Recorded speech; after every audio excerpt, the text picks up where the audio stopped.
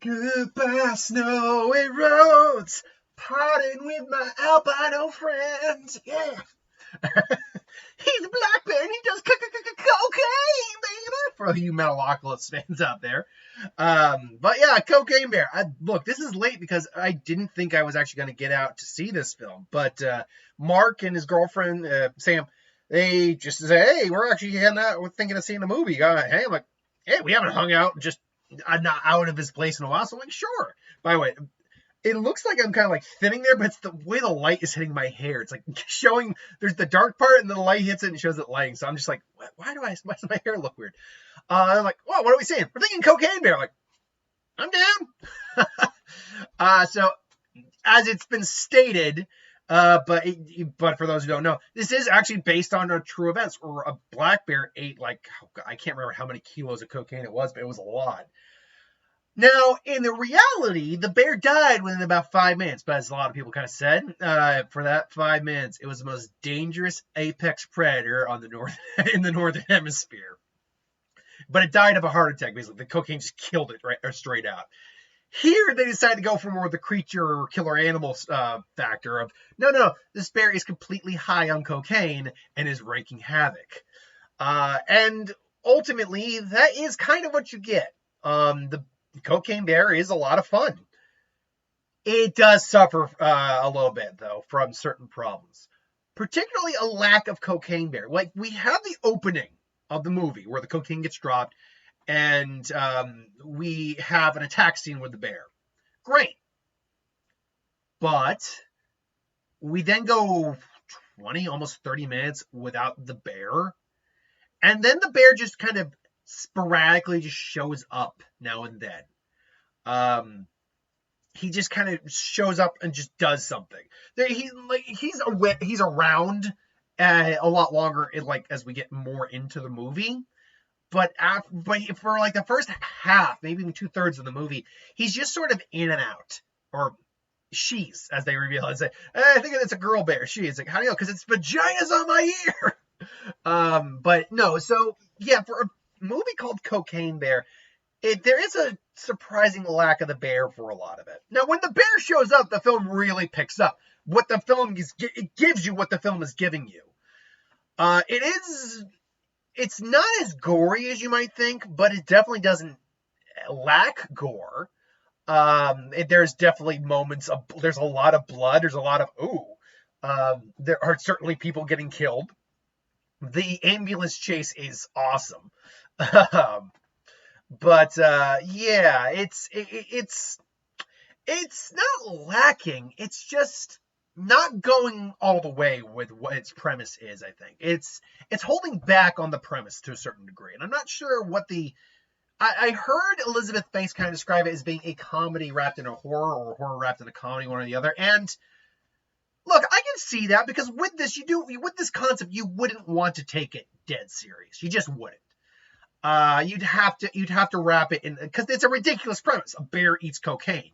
As Mark was talking is about, yeah, meth gator is going to be a thing, because that's the thing too. There are meth alligators. There are even radioactive alligators out there because of toxic sludge that gets leaked into the swamp sometimes. So somewhere out there is a radioactive meth gator, and I want that movie.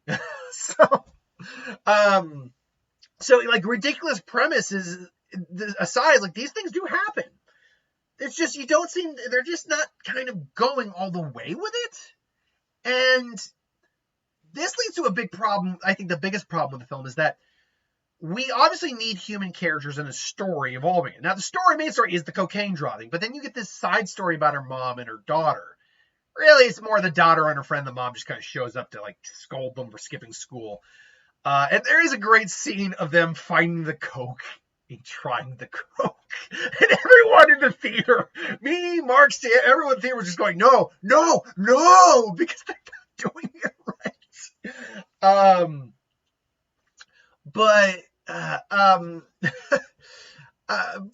But you get these characters, and I get it. You need human characters to kind of lengthen out the plot. I mean, I watch Anaconda, which I love the original Anaconda. It's a B movie to the extreme, but I love it.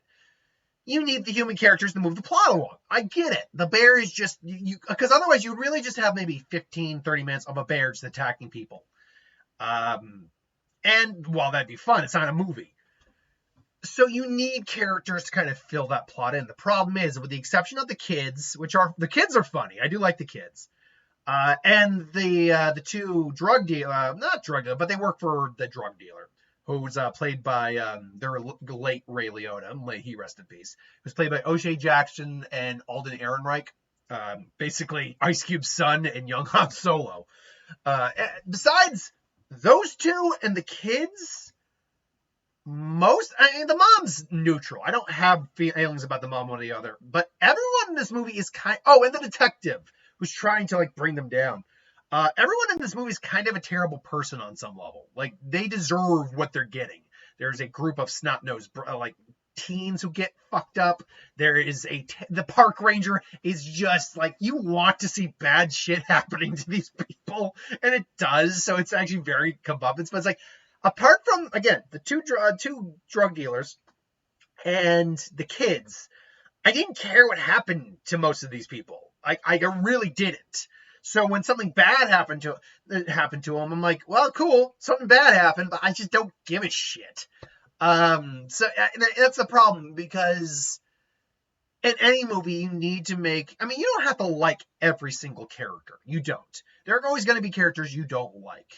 But if you're going to make characters you don't like, you need to make the bulk of the characters likable. And this film kind of does a 50-50 split, I think. Maybe leaning just barely into the positive range. But even then, you can get away with one or two unlikable characters if the rest kind of are likable enough to even it out. When you're now going into, say, a 60-40 percentage, even if that the 60 is the good characters, that 40 is going to be very noticeable, especially when they have a decent amount of screen time. Screen time. But ultimately, look, if that were a deal breaker, it'd be one thing. But when you're going into a movie literally called Cocaine Bear, about a bear that actually did cocaine, well, you got to be prepared for stupid. You got to be prepared for stupid. And this is not Sharknado stupid. This is actually a competently made film. The visual effects on the bear, while clearly CGI, they are still very visual effects. I do believe the bear is interacting with them. The bear effect is good. It's a good bear effect. It's not amazing. It's not Gollum, Thanos, believable. You actually think you could actually see texture and all that. No, but it's a good effect. So I believed that. I will admit, from the amount of cocaine this bear was doing, its sense of smell should be shot to hell at this point, because it's not just eating cocaine, it is snorting cocaine too, and that will destroy your sense of smell after a while. Now maybe it's because bears' noses are so sensitive, or maybe because it's a dumb movie. I don't know. Probably the latter. But yeah, look, I had a fun enough time with this movie. It is a good, entertaining. It is a entertaining time. I don't know if I could go so far as to say it's a good movie, but it's a far stretch from, say, the worst movie I've seen this year. I really have not. I've lucked out. I haven't seen a lot of shit this year. I would put Megan on, if I were to do a top 10 worst list, which I can't right now. If I were to do some of the worst films I've seen this year, Megan would be on there. I didn't love Megan. 65 wouldn't really be on the list.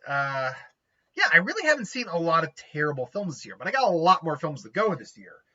And I try to do, if I can, I'll do 2 films a week, but sometimes I just can't. Last week, I was intending to do both both Scream and 65 and Scream came out last week, and those were the films. But I only got around to doing 65 because I had other things I had to do, and I couldn't get around to doing Scream, which does suck. I was kind of interested in it, but whatever. So ultimately, this is my thoughts on Cocaine Bear. A fun premise for a stupid premise for a stupid but fun movie. So if you've seen Cocaine Bear, what did you think? If you haven't seen Cocaine Bear, do you think you'll see it based on my recommendation or others? I don't know. Let me know in the comments below. But until then, thanks for watching. Hope you enjoyed. This week will be Mr. Vic, the Baba Yaga. By the way, I did not know that guy was Scott Adkins. That guy in the tree was like, the Baba Yaga, the big heavyset guy. I'm like, that's first off, that's some good prosthetics on him. And second of all, I'm like, yeah, Scott Adkins in this movie, sign me the hell up. I love me some Scott Adkins. But anyway, I digress. Thanks for watching. Hope you enjoyed, and I'll see you folks later. Have a good one.